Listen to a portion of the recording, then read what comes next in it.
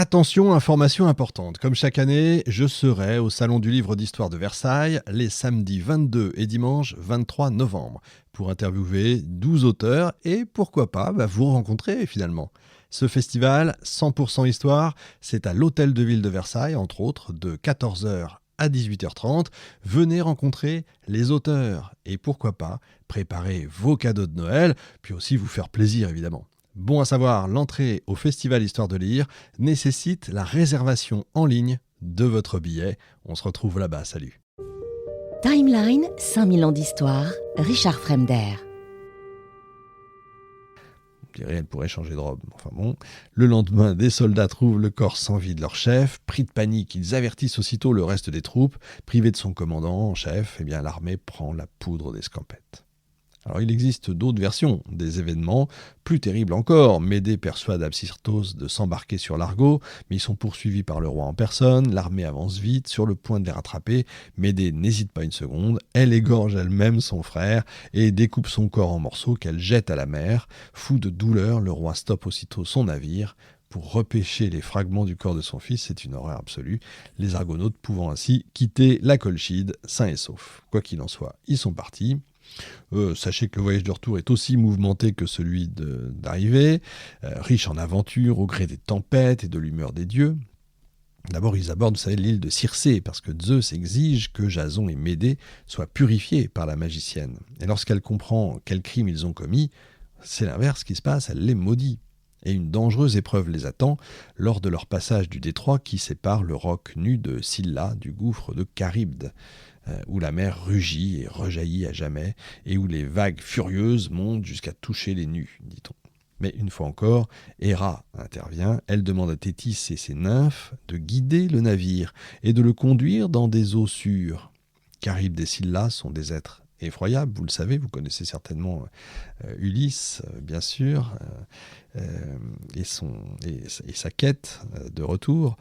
Voilà, on en a déjà une image ici, et en fait, en réalité, ça constitue la barre d'écueil qui forme un détroit entre Messine et Reggio, en Sicile. Donc en fait, ils appartiennent à l'imaginaire des dangers maritimes de la Grèce, vous voyez, et leur légende se serait comme ça diffusée jusque dans les lointains pays de Médée. Une fois le danger passé, ils vont aborder l'île des Phéaciens, ils vont séjourner quelque temps à la cour du roi Alkinos, qu'on va retrouver quelques décennies plus tard, encore une fois, dans l'Odyssée, Alkinos ou Alkinous, comme vous voulez, avec sa fameuse cuisine. Après avoir longé la Libye, ils arrivent sur les bords de la Crète, mais une mauvaise surprise les attend. L'île est gardée par Talos, un géant entièrement fait de métal, le dernier représentant des hommes de l'âge d'airain.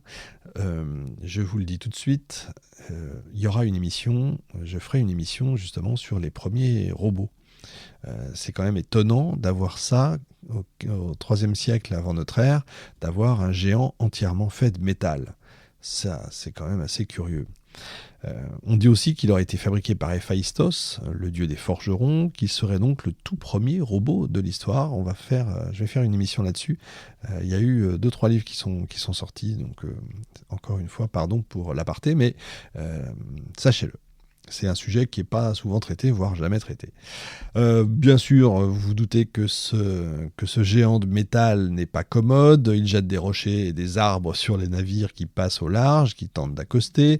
Mais il possède un point faible. Au-dessus de la cheville, vous avez un rivet qui ferme la veine où circule son sang. Et encore une fois, c'est Médée qui va sauver les héros. Elle s'agenouille, elle invoque les chiens infernaux d'Hadès, le dieu des morts. L'effet ne se fait pas attendre. Alors que Talos soulève un rocher prêt à le lancer sur l'Argo, le rivet saute, laissant jaillir le sang qui sort à gros bouillon.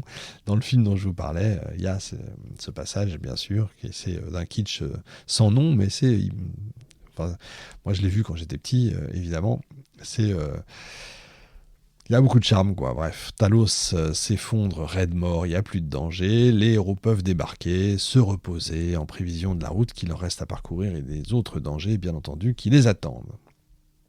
Sauf que le reste du voyage se passe sans encombre et les Argonautes abordent enfin sur les rives de Iolcos.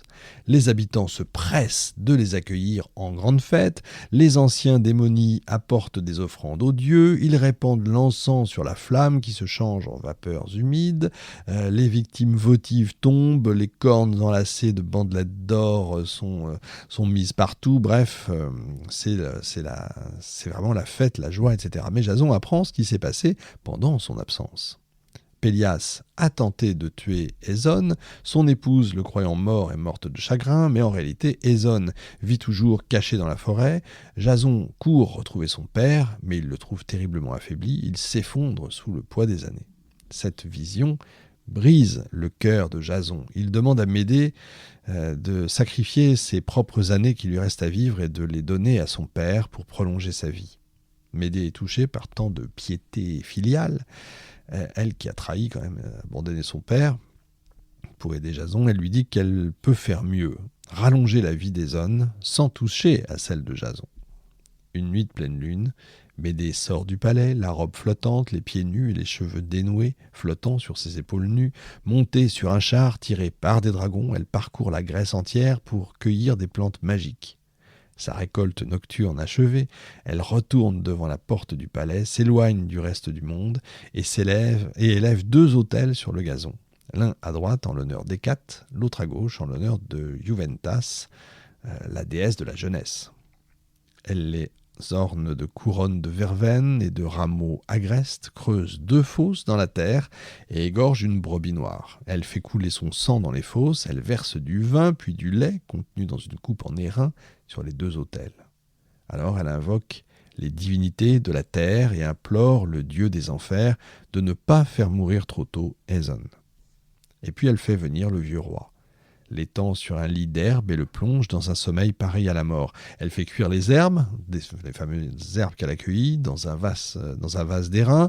Elle y ajoute des pierres apportées des confins de l'Orient et du sable, du givre aussi, ramassé de nuit, les ailes et la chair de la strige, la peau d'un serpent du Cynips, un fleuve à côté de la Libye, le foie d'un vieux cerf et la tête d'une corneille vieille de 900 ans. À ces éléments, assez peu ragoûtant, je vous l'accorde, elle va y ajouter 1000 autres ingrédients, puis les mêle ensemble et les remue avec une branche d'olivier desséchée et sans feuillage. Une véritable potion magique de sorcière, vous voyez.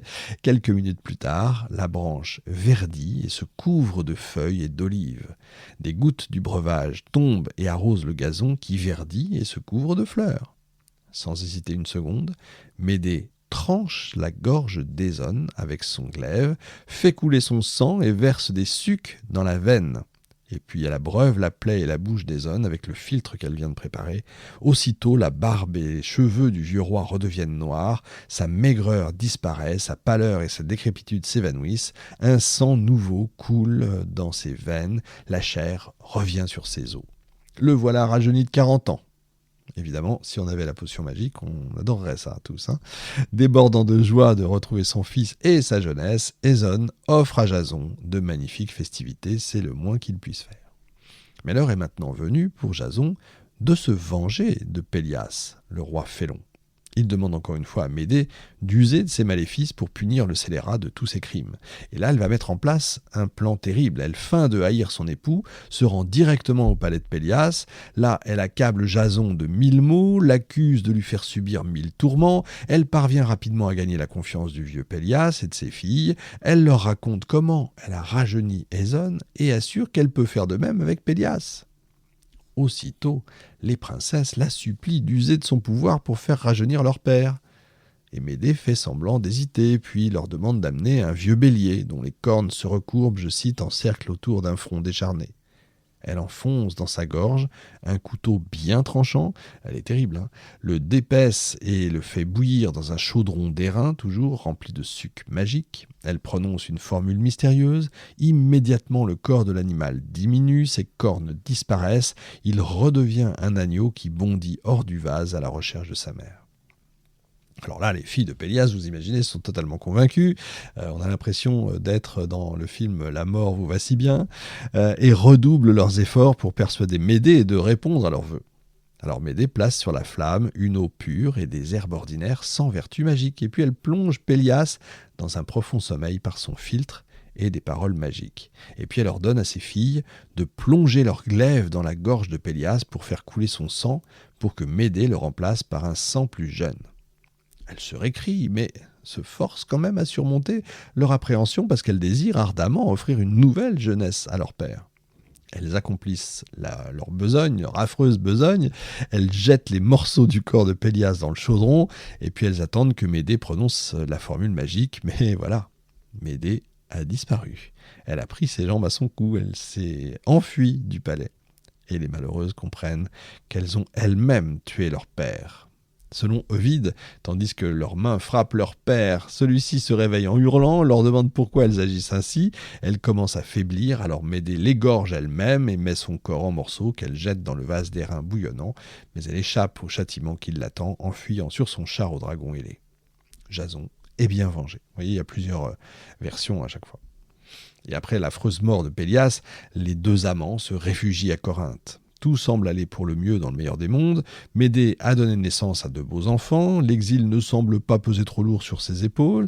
La perte de sa famille, de son pays, lui paraît finalement assez peu de choses au regard de l'immense amour qu'elle porte à Jason.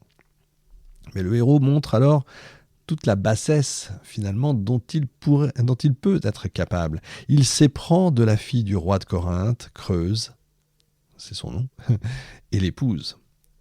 Mais il est déjà marié, vous allez me dire.